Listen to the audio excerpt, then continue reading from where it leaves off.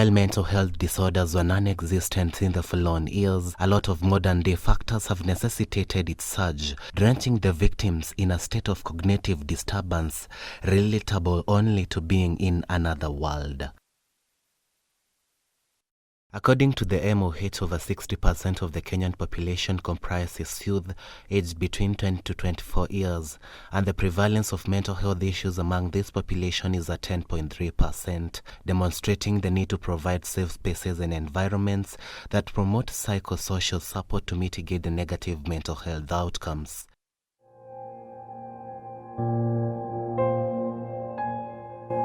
Now that is where the problem is.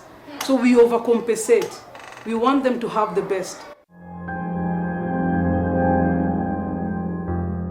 Barbara Mideva, one of the distraught victims, is all disturbed. When her parents kept instilling pressure on her to perform, she found it hard to withstand, and from the constant turbulence, she found herself dismayed by the demands. In her that confrontation, she had already succumbed to the pressure and could not process it on her own. Depression is real, and it affects someone so much to the point you find yourself go to in a routine. You can't even be normal or come out of it or just fanya vitu venye umezoea. It hasn't been easy, especially since you are in school and then unafaa to try and move tu venye watu wanaenda, like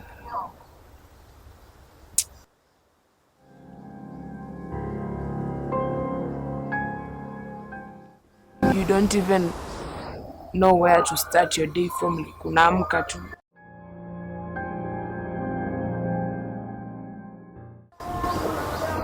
The feeling is so, you have no one to talk to, no one even cares. People just look at you and be like, kopoa, then pia unafaa tu kusema juu. Even if you tell them your problems, no one will help you. No one is even willing to take you through anything or any.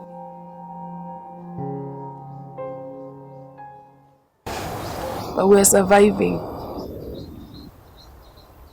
every single day.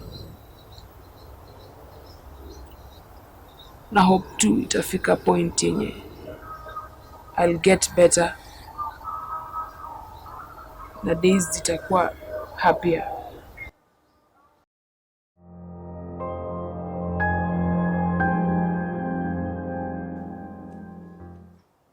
I know there shall come a time nitakuwa poa. I shall come out of it. Na pia nitakuwa naongelesha wasee wenye wamepitia stuff nimego through. Dojue pia it's not the end of life. From the year 2019, the college saw a major surge in depression cases, which even with the numerous counseling interventions remained high and insurmountable. Students in all the departments agreed that at one point of their lives, they confronted a harsh situation that tossed their mind away from the normal. In 2021 alone, just before the drama festivals, a former student whose close friends explained that he had been suffering from depression was caught trying to jump over the school gate when his mind ruptured due to an elongated depression case.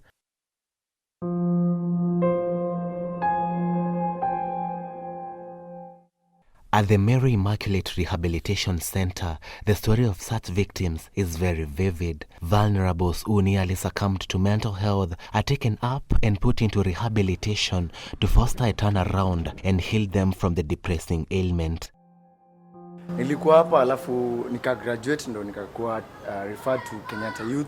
Mimi nilikuwa na depression, nilikuwa na stress na walezi wangu hapa waliweza kunisaidia. Pia walimu na ndio maana most of the time so wanakuja hapa na gotea mabest wenye niliacha hapa hivi plus wenye walikuja sasa the current beneficiaries. Na pia hapa nikaa home so kila time most of the Fridays natoka huko nakuja hapa nacheza bake na have time tu na family nasaidia penye naweza. When Simon Masisia fell ill and almost took away his life due to depression, the facility offered to facilitate him.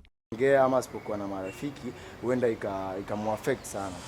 Depression as one of the most assumed illnesses is dangerous, and as one of the center's facilitators explains, can cause serious physical and mental health harm.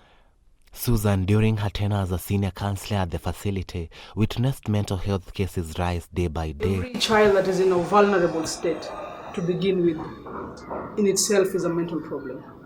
Because for a child not to be at home, a child's place in the society is at home, with the parents or whoever it is that is supposed to take care of this particular child.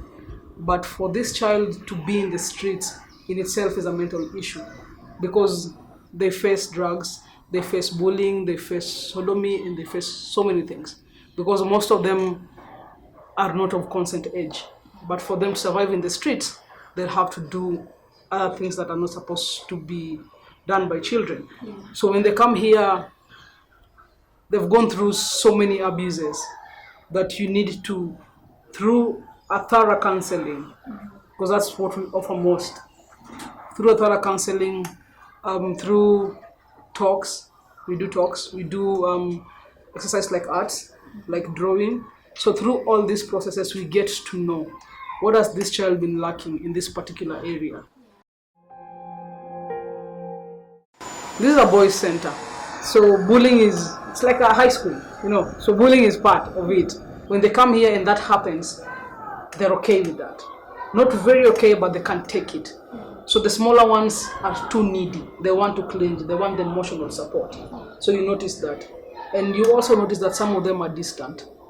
He won't want to associate with other boys. He won't want to play with them.